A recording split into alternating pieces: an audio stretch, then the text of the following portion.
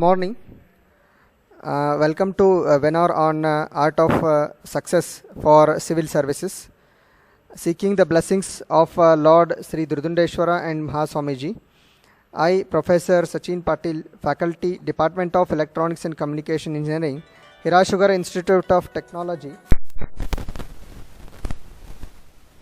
Nidsosi, welcome you all to the webinar on Art of Success for Civil Services. Today's resource person is the founder, executive director of ALS and the CEO ALS IAS. He is also the editor and competition wizards. Sir completed formal education as a mechanical engineer from REC Durgapur. Sir appears in the civil services interview twice. That surely give him as an incredible exposure of this exam. This equipped him to become the right coach for this exam. On behalf of principal, HOD sir, staff and entire HSIT community, I heartily welcome Mr. Jojo Matthew sir, founder, executive director of ALS, Delhi, to this session. Welcome you, sir. Thank you. Thank you so much. At the same time, I welcome Ritesh Onda, sir, CEO of ALS. He is also present in the webinar session. Welcome, sir, Ritesh, sir. Thank you very much. I welcome our beloved HOD, Dr. Ravi M. Edali, sir, to this webinar. I extend warm welcome to all the participants and my colleagues. Welcome to one and all. Hope you all enjoy the session. First, Ritesh sir will talk for a while and then he hand over the platform to Jojo sir. Thank you. Sir, continue. Thank you, Professor Sachin, and thank you, Dr. Ravi, for having us here. It's a pleasure and it's an honor for us to speak to the students of HSIT, Belgaum. We are very, very happy, very, very pleased. Thank you to all the students for joining in. I've been told that there are students from all over the country, which is wonderful news for us. And I'm sure we're going to have a cracking session because we have about more than 400-500 students listening to us today. Listening to the finest mentor in India, which is Sri Jojo Matthew, very, very shortly. So my name is Ritesh, like Professor Sachin already mentioned. So I will be kind of hosting and moderating today. I will be taking some questions on behalf and would send it to Jojo Matthew, sir.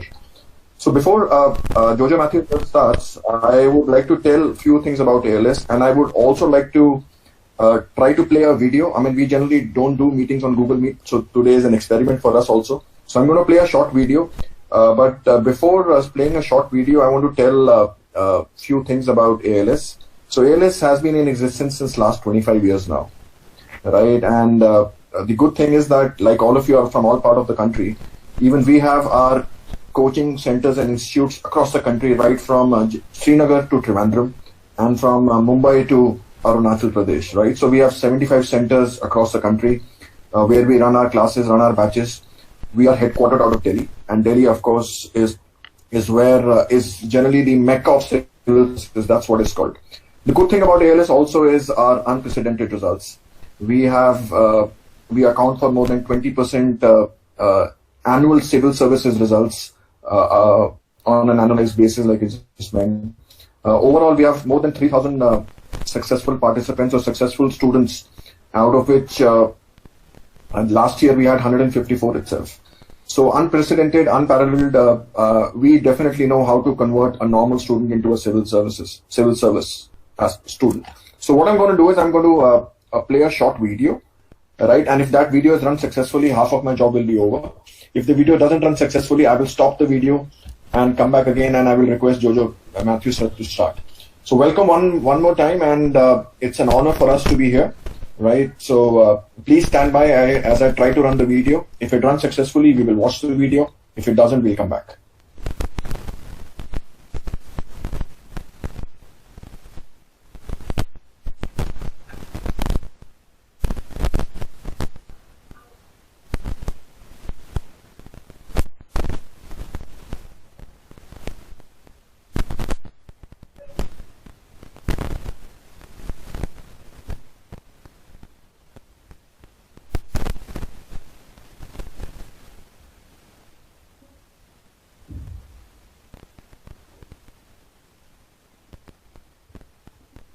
a 1992 batch mechanical engineer from NIT Durgapur.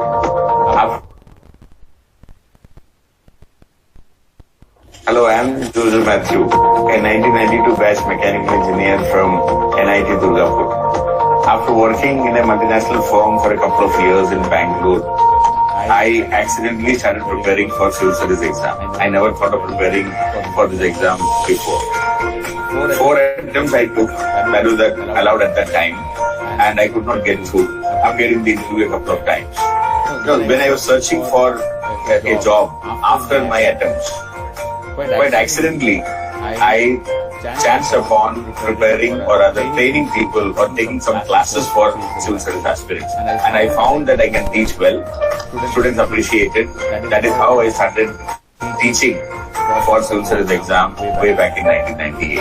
I came to Delhi, joined my mentor at that time, Mr. Shang Atom, and that is how I started my classes. In the last 22 years, I trained and taught thousands of students who came to Delhi for preparing for civil service exam. And in the process, almost 3,000 people got through in the Union Public Service exam. And around 5,000 to 6,000 people got through the state service exam through our training.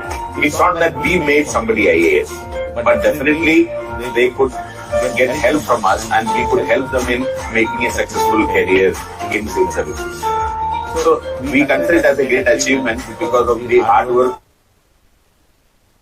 great people, but at the same time we could support them in becoming civil servants.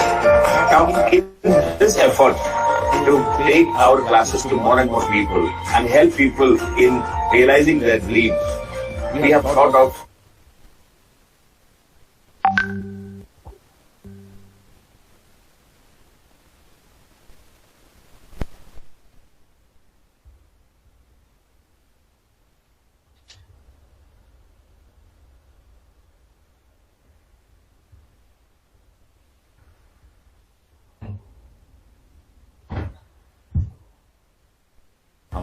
comfort at your home.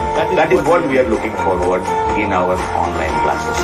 Study from the top mentors for civil service exam. This is our motto of this online program. Because people come to Delhi to prepare for civil service exam in search of the best teachers, the best mentors who can help you in becoming successful in this exam in a couple of attempts or in the first attempt itself. Now, we are doing the opposite for you. In tough times, when it is difficult to come out of your home, when you find it difficult to move out of your hometown, the best way is to prepare from the best mentor in an online course.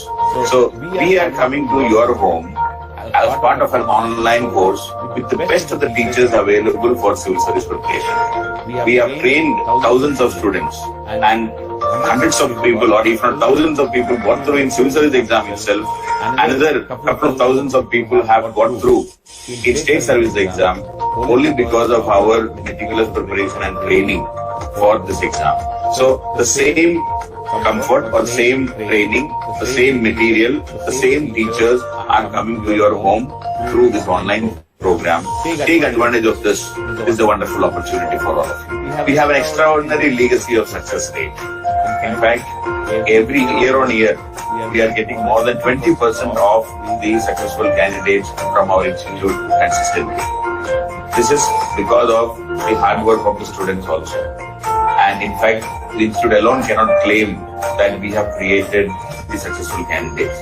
If you look in the top 100, 1 in every 5 successful candidates are from our institute. In the last 18 years, if you look, almost 3,000 people have got through civil services alone, the Union Public Service exam alone. Now, if you look at the state services also, this number is almost 6,000 people. This is an extraordinary achievement, absolutely no doubt regarding this.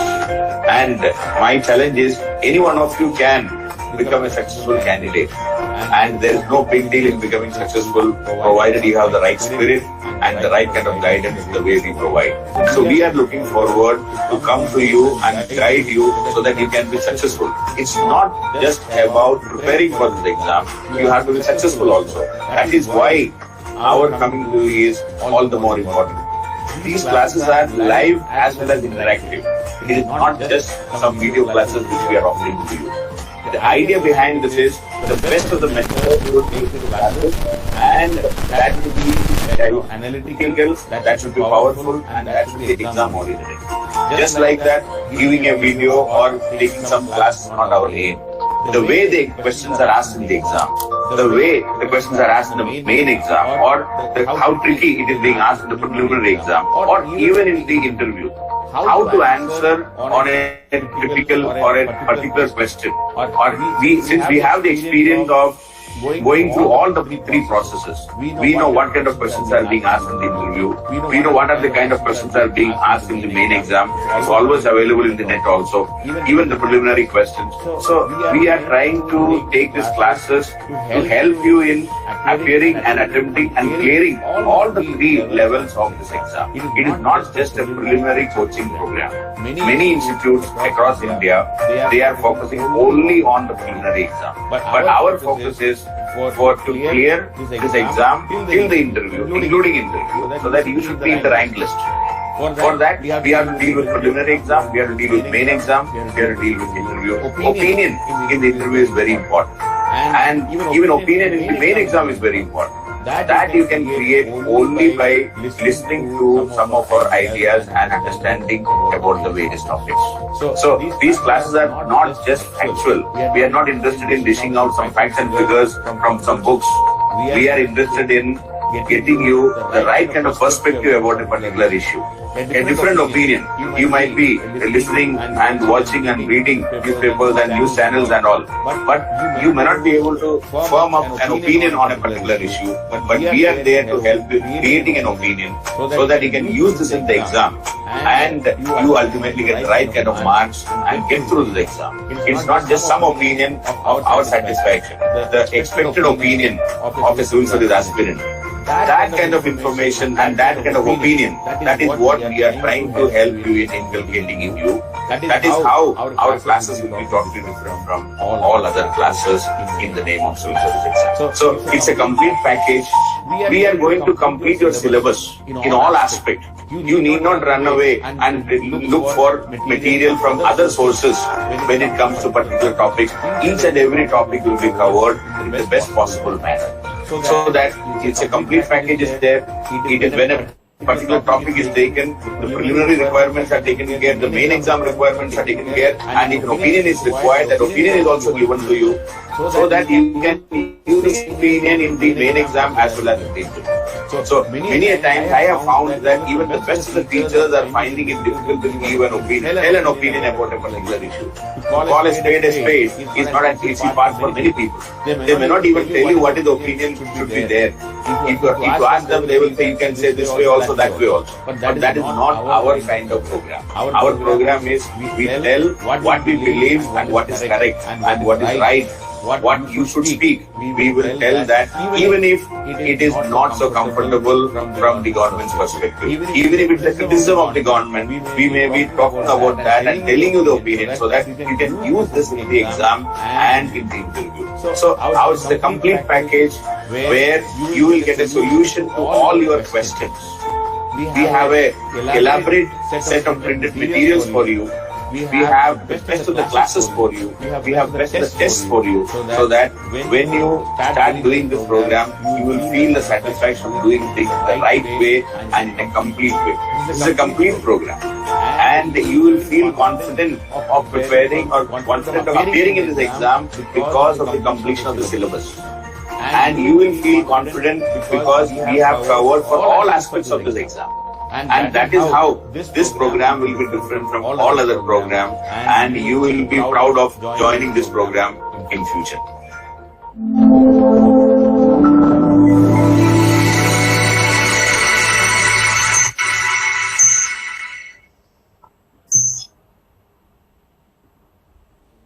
Okay, so that was a quick brief about Jose Matthew sir and about ALS. So I'm giving, it was a wonderful video. Anytime, the number of times I watch it, I always get excited. So this video was also a quick trailer on what's going to happen over the next 1 hour. So I mentioned about the number of centers we have, but I forgot to mention about the number of centers we have in Karnataka. Right, so we've got 5 to 6 centers in Karnataka. We have it in Bangalore at St. Joseph's College. we've got in Mangalore at St. Aloysius College, right? We've got in Mysore, Dharwad, as well as Kalaburgi. We operate out of Karnataka as well. Anyways, we'll share such information after the session. So without wasting much time, I would like to go to Jojo Matthew, sir. And for the interest of the students, you can see him and you can go to his window and pin his screen so that you can have him on the full screen and watch him properly. You can just click on his window and you can go and press the button pin the screen so that he can be on the full screen. Okay, sir, over to you, and let's start. Good morning to all of you. I hope I am audible. Yes. Yeah. So, good morning, Professor Sachin, Dr. Ravi, and all teachers and the students of the college. First of all, in this is a discussion on how to prepare and how to be successful in civil service exam. So, my first point about today's discussion is civil service exam is a general knowledge exam. It is, in fact, right from the preliminary exam, if you look, everything is general knowledge. And main exam, 80% is general knowledge. And finally, when it comes to their interview, it is mostly your personality, what kind of person you are. So this is, if you are looking at what to study and how to go about, it's a general knowledge which we gathered or which we gained right from our school days. Right from our 6th standard onwards, we learned a lot of general knowledge. Right from the school, right from the 6th standard onwards, we studied a bit of history, we studied a bit of geography, a bit of constitution, a bit of Indian economics, of course, from 6th standard onwards. Then we studied general science. So this is what we call it as the general knowledge. And this exam is 80% of this exam is revolving around this general knowledge. If you have a good understanding and good depth of and good knowledge of this general aspects, particular general studies in this exam, it is 80% of your syllabus is completed automatically. So the focus is not on hardcore, deeper, or other difficult topics to be studied. The focus is on general information, general knowledge which we studied right from the school days. Suppose you are talking about history, we studied the same history right from 6th standard onwards. We studied ancient history in the 6th standard, we studied medieval history in the 7th standard, we studied modern history in the 8th standard. An expansion of those things are being asked even now. So it is not going to be something different. Mahatma Gandhi is the same person and Jawaharlal Nehru is the same person what we studied in school. Akbar we studied, or Buddhism, Jainism what we studied, everything what we studied in school, we need an extended version and an extended version. That's all. It is nothing is going to be new. Say when you study geography, we studied India physical, Indian physiography. We studied Indian rivers. We studied Deccan Plateau. We studied Himalayas. We studied the North Indian plains. You name anything, we studied in school.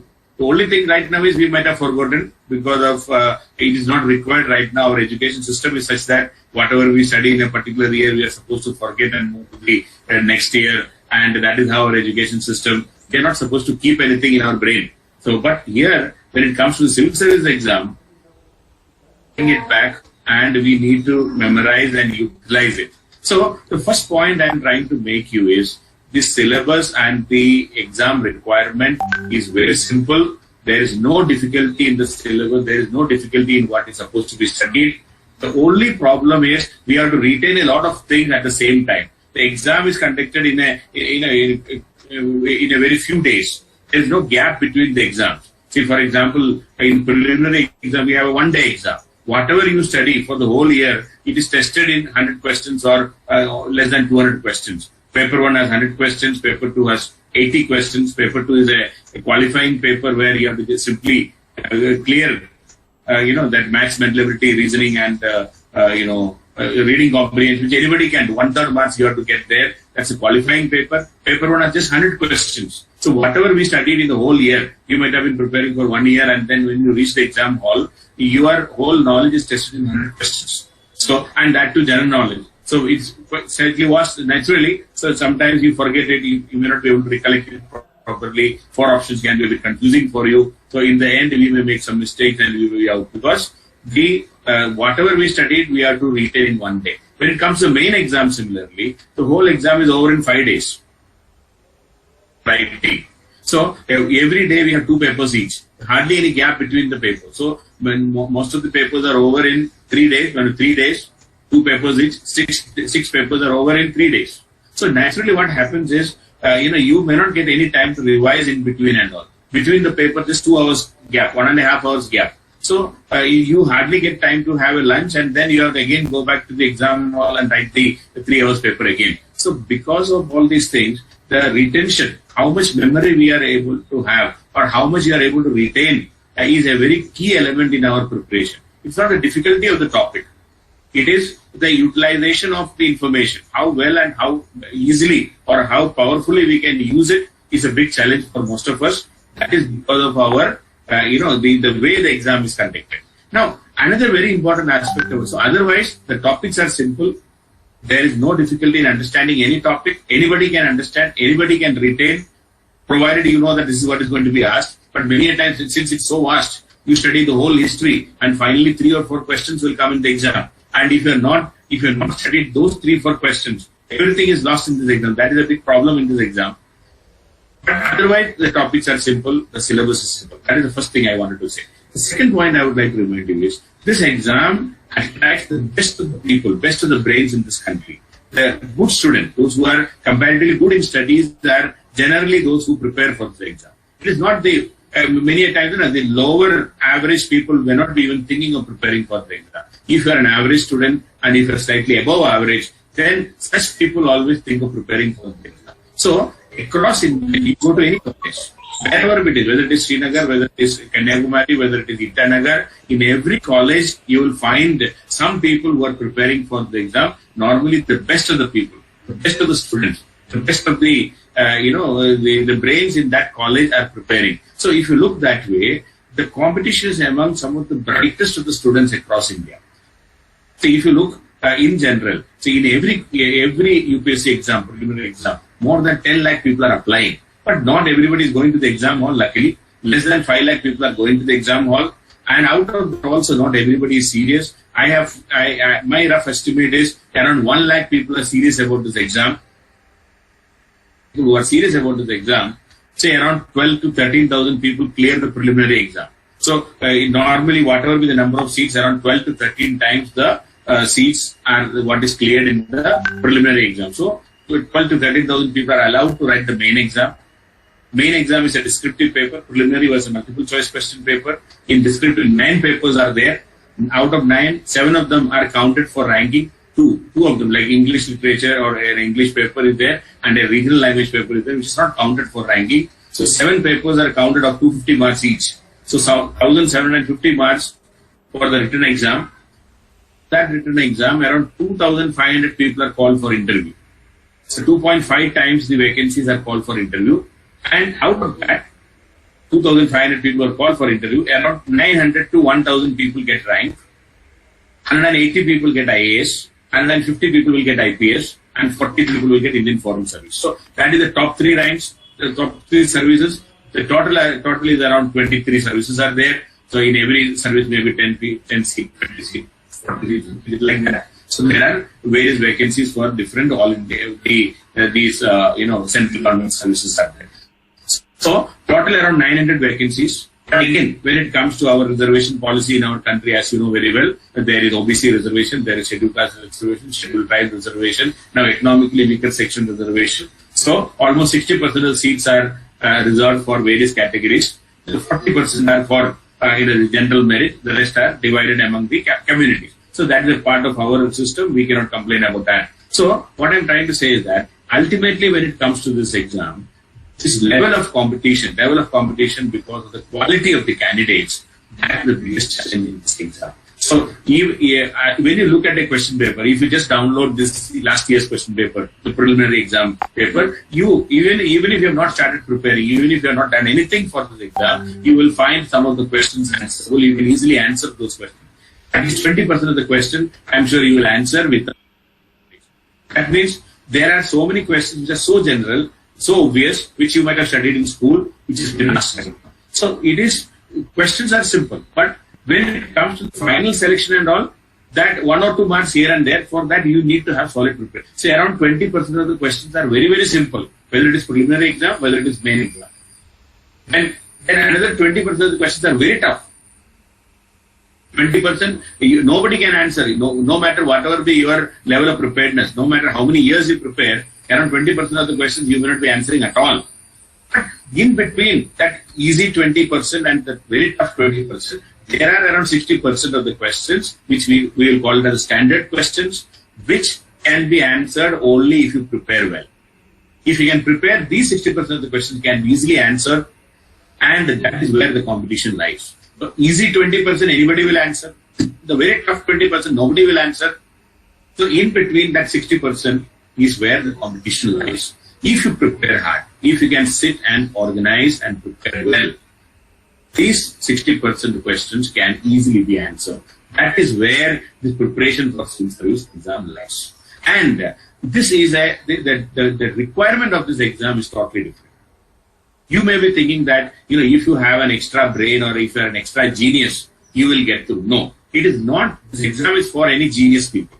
This is for ordinary people who have a different caliber. The caliber is your ability to sit and study and sit and prepare for long hours every day, consistently for long time. It is consistency in preparation. It is not your extra brain or extra, the speed in memorizing something or nothing. Even if you are slow in memorizing, no problem. We can study again and again and bring in that memory into you. So it's a question of the requirement here is slow and steady, which is a marathon race. And you have to compete for longer days, longer hours, for a couple of years maybe. See, in fact, this exam pattern is such that it takes a couple of years to complete the process. You need patience. Say, for example, today, say 11th of July, you think of preparing for this exam. Now, your next available opportunity, the first available opportunity to appear in this exam, that is 2021, June or July will be the preliminary exam. So 1 year is there just to reach the preliminary stage. Now, if you clear that, if you write that preliminary exam, the results of the preliminary exam will come in, say, 2 months. And you will be allowed to write the main exam in, say, October 2021. Now, if you write that exam, main exam, you have to wait for the results till January 2022. It will be in maybe February or March 2022. And finally, the results of that interview combined with the main exam plus interview put together, the final results will come in, say, April or May 2022. So from today, even if you get through the exam in one attempt, it is 22 months.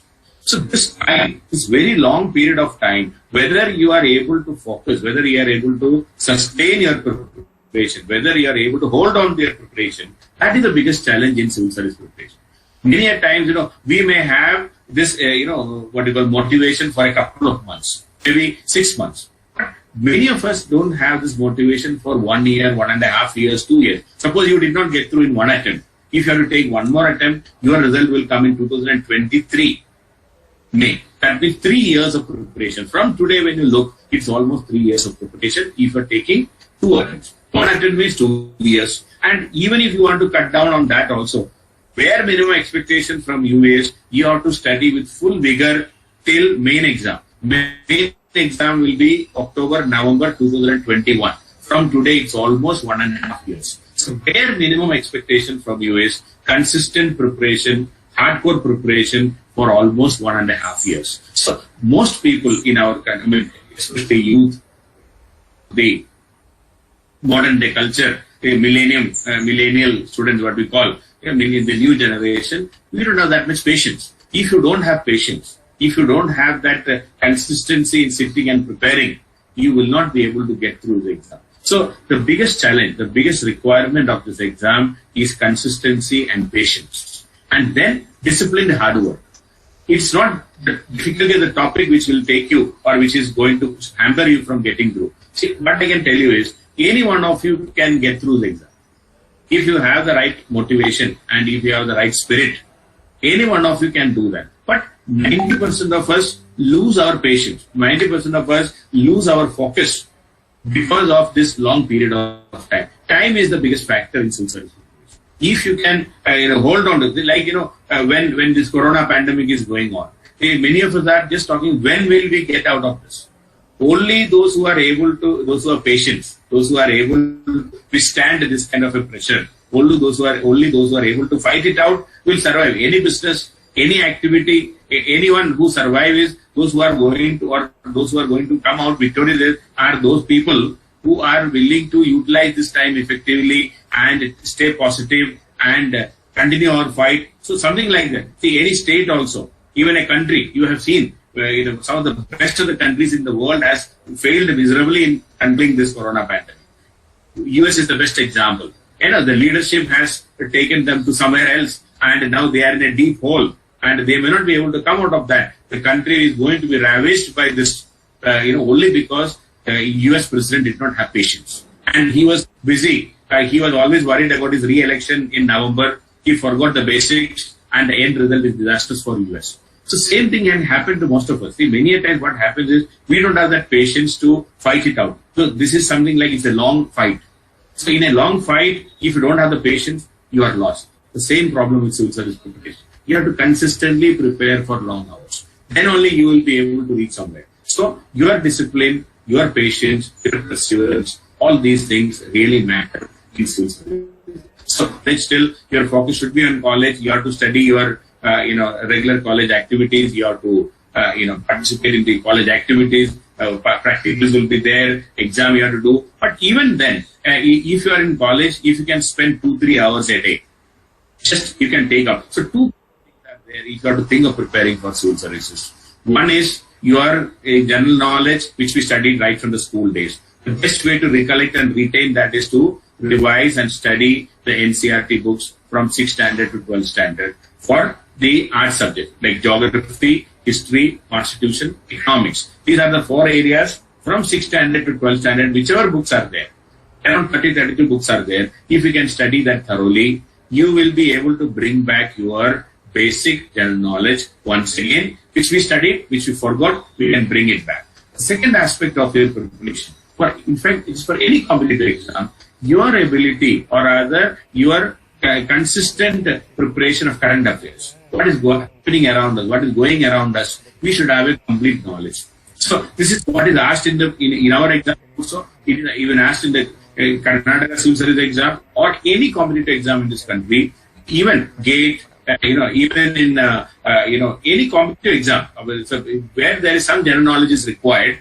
We need to know something. When you go for an interview, some current affairs will be asked, some general knowledge will be asked. So your reading, newspaper reading is a must. 1 hour you should be spending on one or other national newspaper, which can be made. If you can make some notes and if you can collect the information, that can also be used for this exam. So 2 different aspects are there. If you are in college, say 2 or 3 hours, or you can spend for the old general knowledge, 1.5 hours for the current affairs by newspaper reading and making some notes. This can be a great preparation. Even if you're not thinking about preparing for civil service as such, this can be used for any competitive exam and any interview. You will be able to answer better if you have some general knowledge. So you can always spend. Otherwise, if you've completed your graduation and if you're thinking about seriously preparing for civil service exam, you should be spending 1 year at least 1 year till the main exam time with full effort, so that you can consolidate everything. And if you look at the pattern of this exam, it's a very interesting pattern. Preliminary is a multiple choice paper.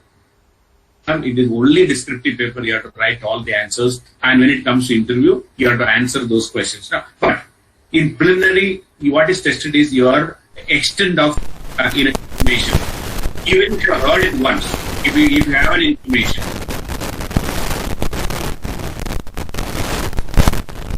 even if that information, even if you don't remember everything properly, if you can just recollect by seeing the 4 options, we can manage it.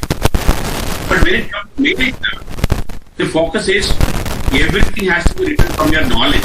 So what you have to do is that whatever you read and underline and maybe make notes, you have to revise again and again, so that you have to convert that information into 100% knowledge.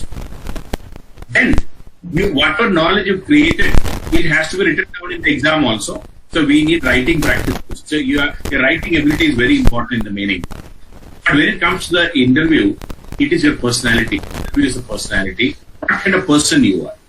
what kind of education you have. What is your opinion on certain things, what is happening around us? Say, for example, corona pandemic and migration of the people to the villages. What is your opinion on that? When you say your opinion, we get to know about what kind of character you are. If you are compassionate, your answer will be in that range. Then if you are an indifferent person, you may say that what can we do? Corona, we do not make it. So the people are bound to suffer. We cannot do anything. No government can support. This can also be an opinion. But by hearing your opinion, we will come to know what kind of person you are. Whether you are a compassionate person, whether you are an honest person, whether you are telling lies, whether you are arrogant. So all these basic, traits of your character will get exposed in the interview. And based on that character, based on that, we judge you as a person whether you are fit enough to be civil servant or not. So this interview, even though it is only for 275 marks, it is not a test of English. It is a test of your character, what kind of person you are. And this interview carries almost 20% of weightage in the final ranking. Because if you look at any successful candidate, if you look at the marks obtained by him out of the total marks from the written plus interview, almost 20% of his total marks obtained. So interview plays a very crucial role. For that, you cannot improve your interview skills by, improving your English. That is your character, basic traits. You can inculcate some good habits in you. That can be your character. In good habits like, what you call it, discipline, hard work, honesty, not to tell lies, maybe, not to be arrogant. So there are so many good characters which you can think. Or you can always think about what kind of officer you want to see. Suppose you imagine a new officer, a new assistant collector is appointed in your district. What do you expect from that person? You will expect from him honesty, punctuality, hardworking, a person who can solve your problem. So what you expect from an officer, this is what is expected from you in the interview board. So please think of inculcating some good habits. So it's a combination of your information. It's your knowledge, how much you convert that information to knowledge, and how good you are able to write that knowledge in the exam hall. Because answer writing ability is very important. And finally, what kind of person you are. Your personality is very important. Your character is very important. How well educated you are. That is very, very important in education. Education is not your degree. Education is not your engineering degree. Education is your some total of your personality, some total of what kind of person you are. How good, how compassionate, how serious, how honest, and how disciplined. Okay, how much hardworking. So you have to prove your character in front of the interview board. So it's a combination of all these things which can make you successful. So you need knowledge, you need to have good character. All the three are very, very important. So please make sure that you are developing these requirements. It's a year-long, maybe more than 1 year program. 1 year hard work is required. So consistent hard work is required, and you will be able to develop all these characters. Otherwise, the content, as I said, the general knowledge. In main exam, 4 papers are of general knowledge. 1 paper is essay, very easy to manage. Then you have to find one optional subject. So that can be of graduation level. You can choose from any of them. It can be graduation subject. If you're very good in your graduation subject, you can take the graduation subject back. You please see the previous year questions and try to understand what kind of questions are being asked. If it is very comfortable for you, take your graduation subject. Otherwise, you can choose from any of the art subjects which are available, like history, like geography, the public administration, political science, sociology, anthropology. There are 5-6 subjects which anybody can take. Very easy to understand, very easy to pick up. This syllabus for the civil service exam in an optional subject can be covered very easily in 3 months if you put it in. So anybody can study geography, anybody can study sociology, anybody can study maybe political science. The only thing is that you see the syllabus, procure the right books, and start reading from one corner to another, you can finish it. It's not a big deal. So what I'm trying to say is that what the content, the syllabus is not a difficult task in civil service. What is difficult is sitting and studying consistently for long hours. So that is the biggest challenge. There are coaching also. Many people get through the exam without coaching. If you can understand what is required, if you know that what is required is once you know these are the basics to be studied, and memorize and utilize it properly, if you can convert that information to knowledge, and then you should practice enough to have the right kind of writing skill, then you can get through even without a coaching. It's not that everybody who come for coaching only will get through. There are so many people who get through without coaching, but you have to be extremely or extraordinarily disciplined in preparation. Then only you can do. Say coaching can help, no doubt, because we will help you in telling what to do, what not to do, what to read, what not to read, and we will make you understand also. Teachers will come and take the class, and you can easily understand what is said. You can make notes. We will tell this much is required or this is not required. So there are a lot of help. Definitely, it's a guidance program. But ultimately, your success depends upon how much hard work you will do, how much execution you are able to do. You may have a plan. I can talk about a plan right now. I'm talking about a plan. But for you to execute is the biggest challenge. So if anybody who is willing to sit and execute, then success is yours. And anybody can do that. That's what I'm repeatedly saying. Even if your track record in education is not so good till now, even if your marks are not so good in 10th standard or 12th standard or in graduation, it doesn't matter. Your history has no value. What is important is whether you are willing to sit and work hard now onwards for the next 1.5 to 2 years. If you can sit and work for the next 1.5 to 2 years, any one of you can get through the exam. Even if you are a 40% graduate, even if you are a 50% marks graduate, even if you have not gone for any formal college education, I have seen so many people getting through the exam with the IGNU, Indira Gandhi Open University graduation, or any other Open University graduation, Delhi Open School graduation. I have seen so many of them getting through this just through studying in private education, not even going for a formal college education. So, your education background may not be helping much.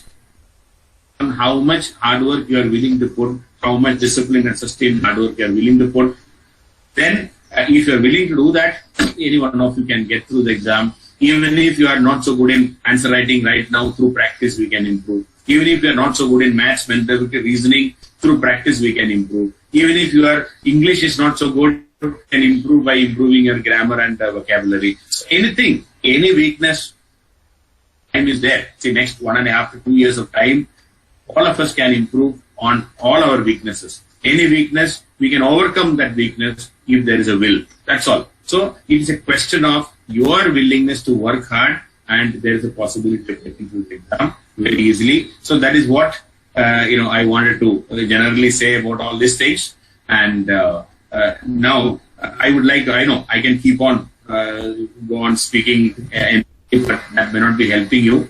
I would like to pick up questions also, whatever specific questions you have about civil service preparation or anything. So if I don't know, I will tell I don't know, but otherwise generally I will be able to answer, because I am doing this for the last 20 years. My only work is that, as I was mentioning, as the sir also mentioned, so I have appeared in the interview twice, I could not get through. So that is the biggest qualification I am talking right now, because not getting through, I understood what is required right now. So that's why I am able to guide people, and I am able to help people in getting through the exam very easily, provided you have the will and your dedication to prepare for the exam. So I can answer most of your questions, most of your doubts related to civil service preparation. I can give an honest answer. I will not misguide you. That is the only promise I can give to you, because it's the simple things are required to get through the exam. It is not a complex thing. So that's all from my side as an opening remark. Now I would like to answer your questions. Any question, anything related to civil services, please ask. I am more than happy to answer. So Ritesh will help us in getting the questions so that I will be able to answer one by one. I will not leave any question. All questions I will answer. Yeah. All right, sure. Thank you, sir. I think thank you for the initial speech. And like sir mentioned, we could have continued for at least another half an hour, but this session is not for us, right? This session is for you and specifically designed for you. I would request students to ask as many questions as possible, and you can get answered from the expert. I know I'm getting some questions, so sir, I will just some students are asking that what is the right age for this examination. So if you can explain all the. Yeah, I mean, see, normally you have to complete 21 years, then only you can appear in the exam. So as on 1st of August in that particular year, you should have completed 21 years.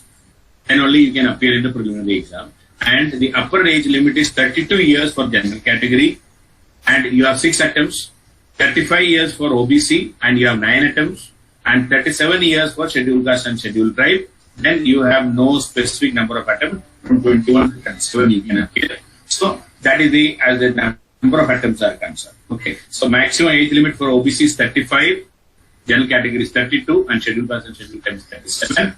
And the 6 attempts for general category, 9 attempts for OBC, and no specific number of attempts till 37 for scheduled caste and scheduled tribe. So that is the number of attempts. Okay, Anupama is asking, can you suggest some standard books apart from NCRT? See, NCRT is almost 50% of the syllabus. So don't underestimate NCRT. It's the base and it's a foundation. And 6th standard to 12th standard, around 30 plus books are there. If you're studying it thoroughly and repeatedly revising it, you have completed almost 50% of the syllabus. Other than that, you should be thinking about maybe one subject each, one book each for, say, polity. You will be looking into D.D. Basu. Economics may be Mishra Puri. History may be Bipin Chandra. Like that, one book each you can always consider. You can also search in the internet. So many successful candidates talked about the books. You please identify one book each. And the rest of the things are all current related. Whatever current affairs happen, you should be able to have a good understanding of that. And so NCRT plus current affairs, if you study thoroughly, it is coming to almost 80%. And another 20% extra requirement, that is what normally we talk about in the class. So rather than thinking about new books and extra books, NCRT with full seriousness in the next couple of months, that can be the best strategy. And then current affairs. So if NCRT plus current affairs is more than 80% of the syllabus is complete. Next question is, sir, what are the things we need to read in the newspaper from the point of UPSC? And how do we make notes? Yeah. See, first of all, my suggestion is, if you are a beginner, you please download the syllabus first, especially the main exam syllabus for general studies. My request is, 2-3 pages only. That syllabus is just 3 pages. Please memorize the syllabus. Next 2 days, you spend only to memorize the syllabus. Or even if you are not able to fully memorize it, every day when you wake up, the first thing you should do is that you please read the syllabus. Then only you open your newspaper. So that if syllabus is fresh in your mind, and when you look at the newspaper, any headline, you will easily make out whether it is mentioned in the syllabus or not. You can easily understand, and you see the last 2-3 years of main exam question paper. You just read and revise the question paper every day, 2-3 years.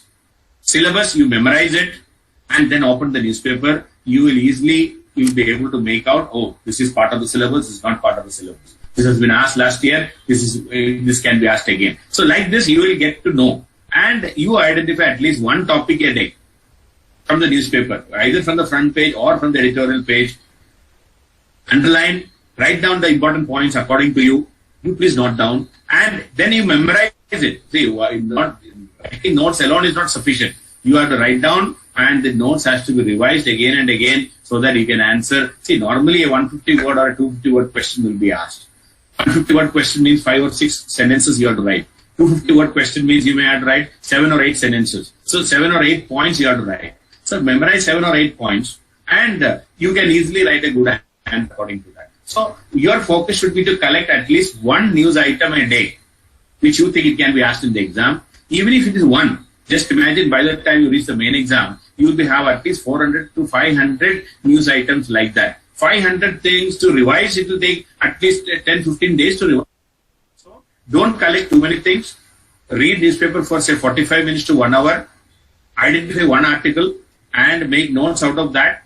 And 7-8 points of that should be written down such a way that if a question is asked, since you know the syllabus, since you have seen the previous year question, you'll be able to make out what kind of questions are being asked, and write down 1 or 2 pages of notes from that, and you please revise again and again so that you can use in the exam. So less than 1 hour, or I will say 1 hour of newspaper reading, not more than that. And you make notes and you please memorize what you write down. So that's very important in this exam. Yeah. Next question is on the maps. They're saying, do we need to concentrate on neighboring countries or all countries? Maps. See, a map and all, India and neighbors are very important. India, Southeast Asia, very important. India, West Asia, very important. So normally questions on map will be asked either from India and the neighbors or Southeast Asia, Southeast Asia, not more than that. But if something is happening somewhere very prominently, and if it is in news very regularly, it may be asked. Okay, then you should look into the map. Otherwise, you don't have to do too much of map reading. And suppose something big happens in Europe.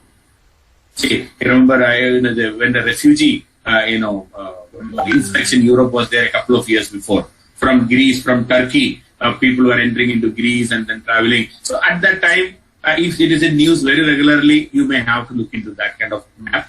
Otherwise, you need not spend. But generally what I'm saying is that if you're reading an international news, please look into the atlas also to find out where is it happening. You see the size of the country, shape of the country, the boundary and all. So like that, link to the news which is coming in the newspaper. Otherwise, no need to do map reading separately. The next question is, sir, how do we choose optionals and what should be the best options? See, there is nothing called a best option these days. Earlier, when the exam pattern was different, when two optional subjects were there, this problem of optional and best optional was always there. Earlier, there were two optional subjects and GS and then essay. And 60% of the weightage was for optional and only 40% for GS. Right now, almost 80%, 75% are GS and only 25% is optional. So things have completely changed. Now, when you choose the optional subject, as I said earlier also, the first choice is for your subject, which you studied in the graduation. But if you are not comfortable and if that subject is not there in the UPSC syllabus, then the best is to take some of these art subjects like history, sociology, anthropology, public administration, political science. 6 subjects I said. Any of these subjects can be taken depending upon your interest. How do you know whether you have interest? Anyway, you have to study for GS, all these things. History, you have to study for GS. Geography, you have to study for GS. Constitution, we have to study for GS. Sociology, Indian society and all. So all these can be, your interest in the subject can be identified by studying the NCERT books. Once you determine, once you feel that, okay, this subject is comfortable for you, you are happy with that, you feel like reading that, then you choose that subject. In any of these 6 subjects, material is available easy availability of material in the market. So there is no difficulty in identifying material to study and all. Things can easily be done. Yeah. So next question is regarding NCERT. Sir, do we need to study the new NCERT or the old NCERT? See, there are certain NCERTs like history and geography, especially the 6, 7, 8 and all. It is old NCERT has more information. So with new and old, we are talking only in terms of more information. So even if you are studying only new NCERT, there is no problem. But these days, 6, 7, 8, history, geography, these NCERT books have much more information than what is given in this new NCERT book. So I will prefer 6, 7, 8 old NCERTs for history and geography. The rest can be new NCERTs. Next question is regarding the medium of writing the exam and also the interview. Sir, should we do English or Kannada?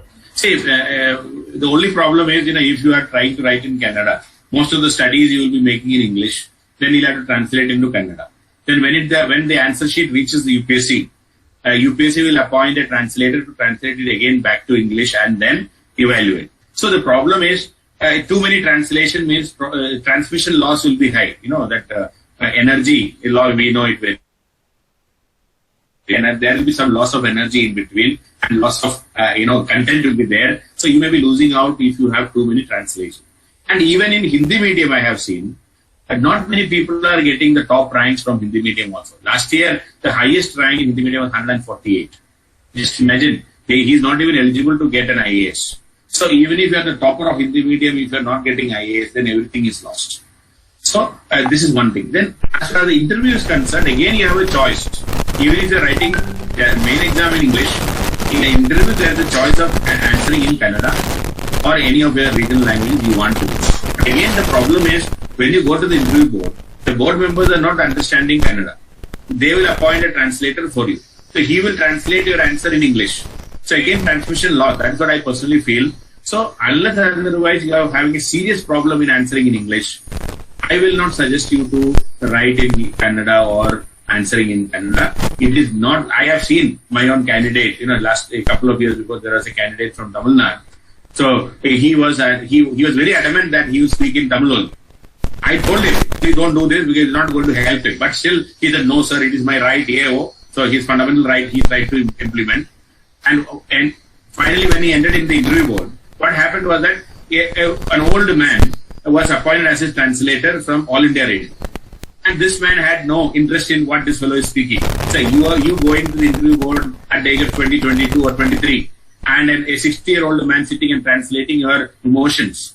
So, when he was trying to tell that I want to serve the country, I want to do something to the society and all, this old man was not able to make, and he was just very, without any emotion, he was saying, sir, this fellow wants to serve the country, this, that and all. So the way he was answering, our candidate got so frustrated. In between the interview, he requested the board, can I, discard this translator and can I speak in English? So the board said that, yes, that's what we want to hear from you. So he discarded the translator and he started directly speaking in English, and the board was very happy with him. But many times the board may not even allow, because once you give that, say that I will speak in Kannada or Tamil, the board will insist that no, you continue speaking, I will get from the translator. It can be disastrous also for you. So generally, my understanding, my experience is, if you are slightly weak in English, this is the time to improve that. Spend 1 hour every day for English, you will improve it, rather than thinking of going back to Kannada or any other regional language. Yeah. Okay, so next question is, sir, by Priya. Priya is saying, sir, it is generally advised to study at least 8 to 10 hours by the people who crack the UPSC. Is it true or? Yeah, it is true. It is true. There is no doubt regarding that. If you are thinking of clearing this exam in one attempt, we need to spend time, and I think 8 to 10 hours of preparation is required once you complete your graduation. If you are in college, I will not be suggesting that. During college time, 3 to 4 hours if we can spend for this, it's a good attempt. But after the college is over, at least 1 year full-fledged preparation should be there. If you're working, then it will be a long, hard work, because you have to work also, then you have to study also. Even then, 4 to 5 hours of hard work is required every day outside your working hours. So it is going to be a very, very tough thing for a working people. But otherwise, 8 to 10 hours of hard work is required, because we have to study general studies, we have to read newspaper, we have to study NCRT, we have to study your optional subject, we have to have answer writing practice, we have to solve questions, we have to practice maths, mental ability, reasoning. So many things we have to do. 5, 6 things we have to do every day. So even if you spend 1 hour each or 1.5 hours each, it is 8 to 10 hours. So time is there. I mean, you need to spend time, no doubt regarding this. And Utkarsha is saying, and there are similar questions like this. Sir, we are still under graduation, second year, computer science. Can I start studying for civil services? And what should be our first step? Yeah. These are for undergraduates. So for undergraduates, the best thing is, that's what I'm saying. First thing is, your graduation should be done properly.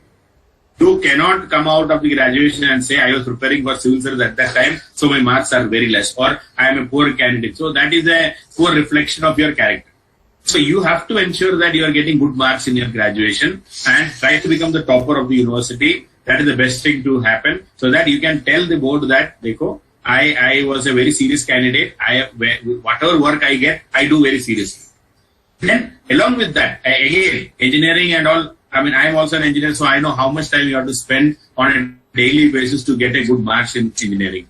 But so you can easily devote 3 to 4 hours of your time curricular activities, that is civil service preparation. Newspaper reading, say 1.5 hours.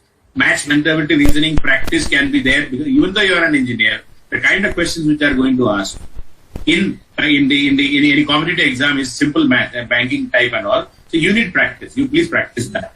And the third thing is your NCRT. 6 to 12th NCRT, you have to read, revise, underline, memorize. So if you can do that during your second year, third year and all, so that you can have a good solid foundation. And then newspaper reading and current affairs will continue. You can think about, even picking up a course like our online course and all at that time, depending upon which year you are.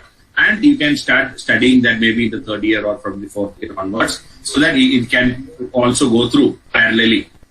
So, then after the graduation is over, I still believe that you need 1 year of solid preparation.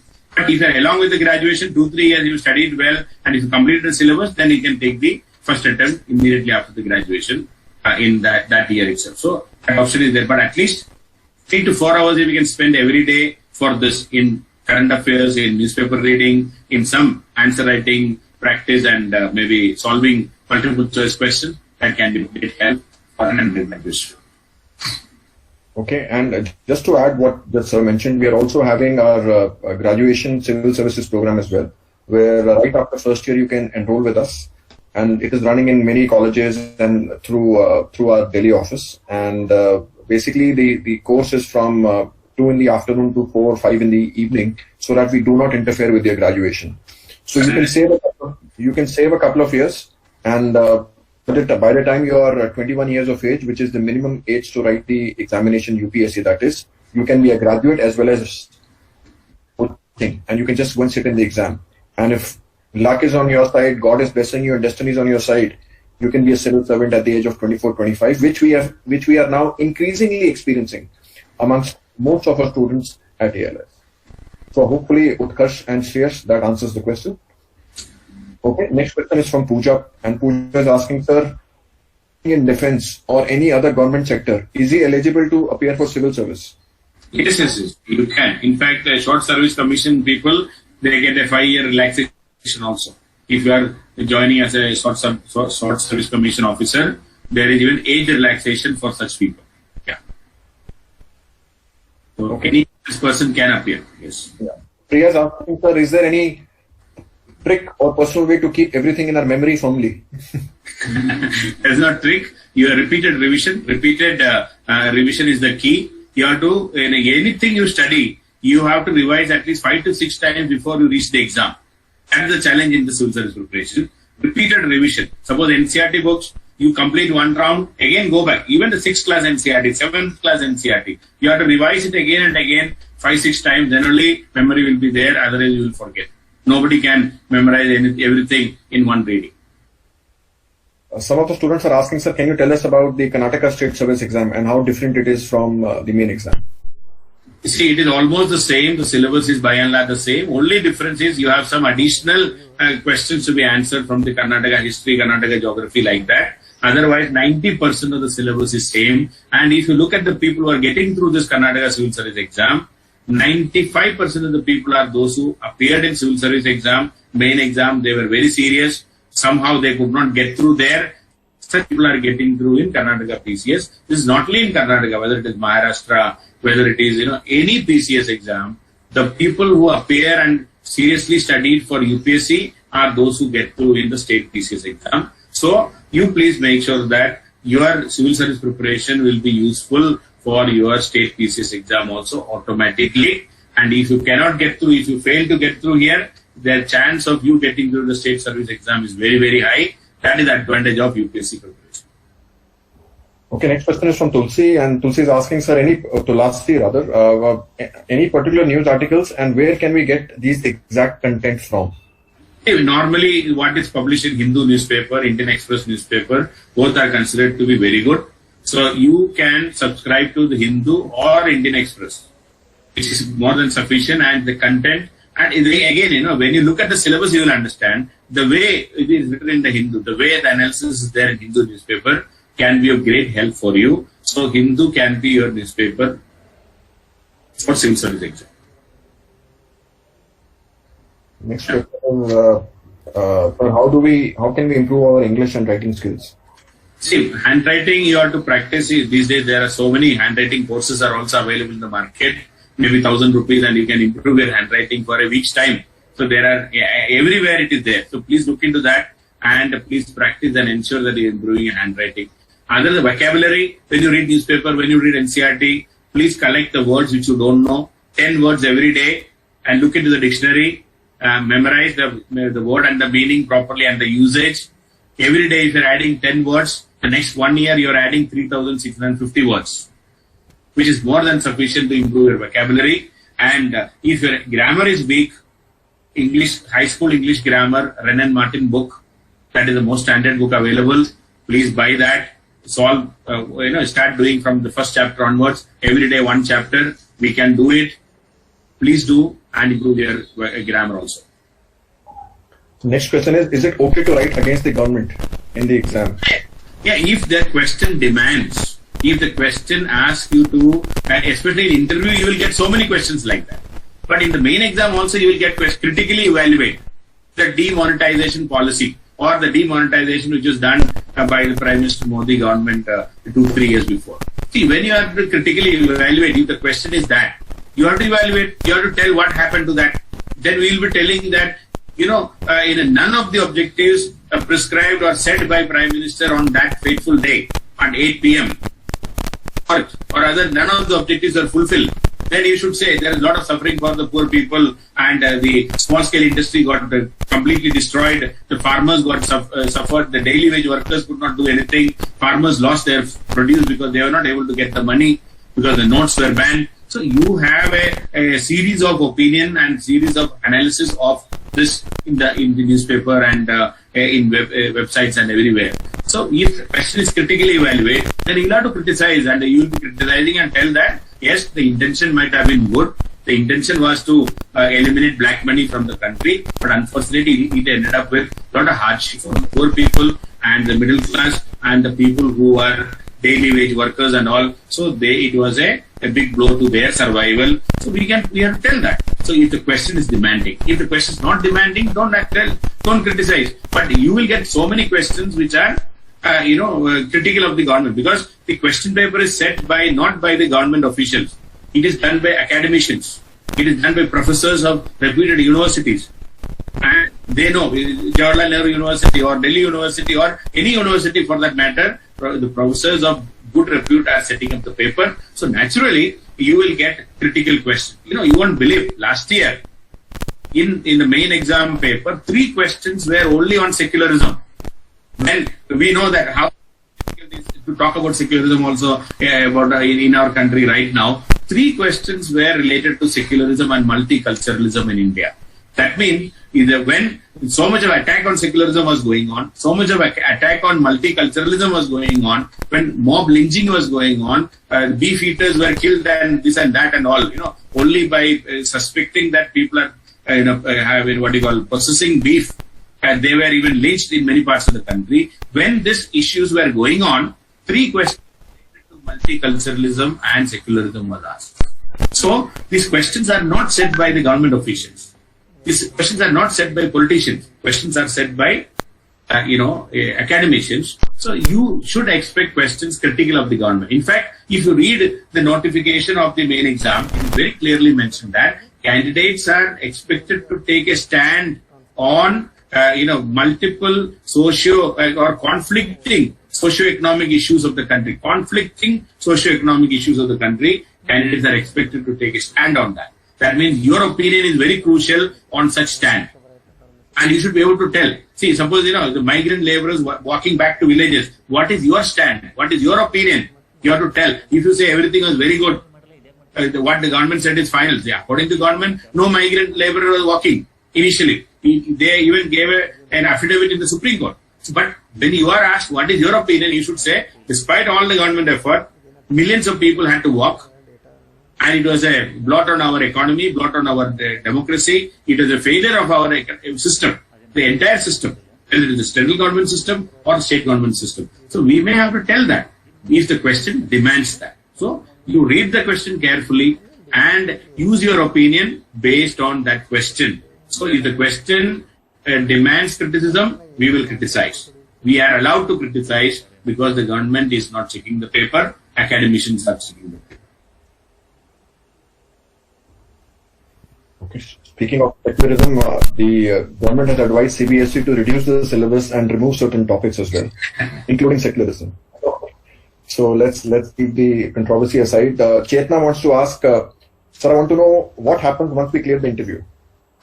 See, immediately after, once you clear the interview, if you are there in the rank list, you will be, a appointment letter will come, and depending upon the rank, a service will be allotted, and you are already, even before getting the rank, when you fill the form itself, in the main exam time, you will be asked to fill the preference of the services which you are to get, and depending upon the rank and the preference of the service you are given, a rank will be allotted, or a service will be allotted to you, and based on the service, you will be called for training. Normally 2-year training will be there. Then you will get the final posting. So you as a IAS, IPS and IFS and all, you will continue as a probationer for 2 years. Then final appointment will come. But at least when you are got the appointment, salary will start. As a probationer, you will get the salary. So in training, normally you will not fail. You will not be allowed to fail in training. Once you get the appointment, you are an officer. You do not worry about pass and fail subsequently. Even if you are not so serious about the training, still you will succeed. You will get through, and you will get an appointment. Okay. One last question is on the CSAT. They're saying, is it only class 10 civil maths, or exactly what's the? Please can you explain CSAT? CSAT is much lower than even 10th standard. It is only 8th standard level maths, and a clerical exam maths. Basically, even lower than that. So you please buy any guide in the market, like especially R.S. Agarwal, maths, mental ability, or reasoning books are available. A lot of competitive books are available in the market. So please buy and start doing that. It is very, very, if you're an engineer, it's a very low level maths, 8th standard level. So, but practice is required. Only because you have an engineering degree, you will not be able to solve those questions. Because we might not be doing it after 8th standard or 9th standard. So please look into that. Please practice. Anybody can practice. Anybody can solve it. But some good practice you in solving those questions very easily, and it is a must. So please buy a couple of, or even if you don't want to do that, in the internet itself, thousands of guides are there, or other free coaching is also there in the internet on this maths, mental ability, reasoning. Please utilize that. SSC or banking coaching, that's the best thing you can do. Yeah. Okay. And CS is asking, sir, once the interview is over, what about the cadre allocation? Yeah, cadre allocation is again, you will be given preference. You can give the preference. You have to fill the form, and depending upon the rank and the preference you are given, a cadre will be allotted. It's not that easy to predict, but see, it doesn't matter here. I mean, normally, if the rank is very good, what you want, you will get. Otherwise, what is available, you will get. So naturally, but any cadre is a good cadre. That's what I would like to say. You should not worry too much about which cadre you are getting. Sometimes, we are very interested in our home cadre and all. If you are getting home cadre, it is very good. But home cadre is only 1/3. Okay, suppose 3 vacancies are there in your state. Only 1 seat is reserved for insider. 2 seats are for outsider. That is how these all India services are designed. So the chance of you getting home cadre is very less. Very high rank, and that too, there are enough vacancies from the state. So many a times, despite getting the first rank also, you may end up in some other cadre only. But my personal feeling is, whether it is your cadre or your outside state cadre, any cadre is a good cadre, because that is the kind of power and facilities of IAS, IPS and all. So you should not worry about cadre at all. Cadre is a secondary thing, it's a small thing. And if you think cadre is a big thing, that's a big problem for you. I feel cadre thing should be the last thing should come to your mind. Your only worry should be get through it. Okay, I think that's pretty much it. Any further questions? Anyone? It's been more than an hour we've been talking, and I know the session just flew by. 1 hour just flew by. Any further questions, we'll be happy to answer. And still, in case you're typing questions, I will just use this opportunity to also mention that in case you are planning to explore civil services coaching, right, which is through ALS, you can contact anybody at your nearest ALS center. You can go to Google and search. I already mentioned we have 5-6 centers in Karnataka. We are headquartered out of Delhi.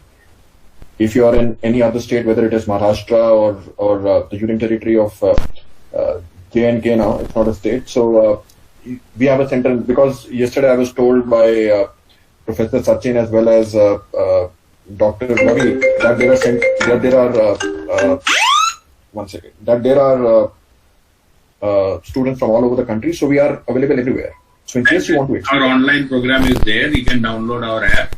I was just about to say that, right? That I know every day we are hearing sad news about Corona, right? That Corona is just not relenting, right? And if you would have read the newspaper this morning, which I assume you would have, right? 27,506 cases today, But every day is a new peak. And unfortunately in Karnataka, which we thought earlier, the whole country has to follow the Karnataka model. And yesterday, the Honorable Chief Minister has made a statement that of Karnataka, that is that the corona is out of control now. And 2,500 cases yesterday with 1,700 cases in Bengaluru. Right? So while all this is bad news and God knows when will colleges start or when will education institutes start. But the good news about civil services at ALS is that we are starting our classes online through our app and portal. So whether corona is there or not there doesn't matter to us because our classes will start. And we are starting on July 28th, and which is just around the corner. Like sir mentioned in his opening speech, that time is of the essence. Right? In case you are planning to appear for 2021 or for I think it's just about time to start your preparation. And our classes will be on the app, so you can study at home, right till the time this corona pandemic is there. And whenever it's over, you can come back to our nearest center or at Delhi, whatever be your choice or whatever be your liking. So that's what I wanted to say. And any other thing, anybody wants to ask anything or say, not say, but ask. So ALS on live is our Facebook page. You please come and you just go through that. We have uploaded some videos also there. I have some idea about how to prepare. I have very elaborately talked about how to prepare each module. All those things I have uploaded in our YouTube channel also, ALS on live or NLIV. So you can just see that, and it can be a good idea for your future preparation, especially those who are thinking of preparing in future. Okay. So, any other thing? I know a lot of students are saying thank you, wonderful. It was always wonderful to interact with you. And Dr. Ravi and Professor Sachin, thank you for providing us this opportunity. And back to you. In fact, Pooja is asking something. Sir, if we clear the exam and get some rank and we get some foreign post, but we are not satisfied with that, we want to be IAS. I don't think you will be able to do that. If you get IFS, now you cannot come back to IAS. You cannot. So you have to decide beforehand itself whether you want IFS or not. In your preference, when you give the preference itself, you have to tell that. Okay. So anyway, so Professor Sachin, back to you.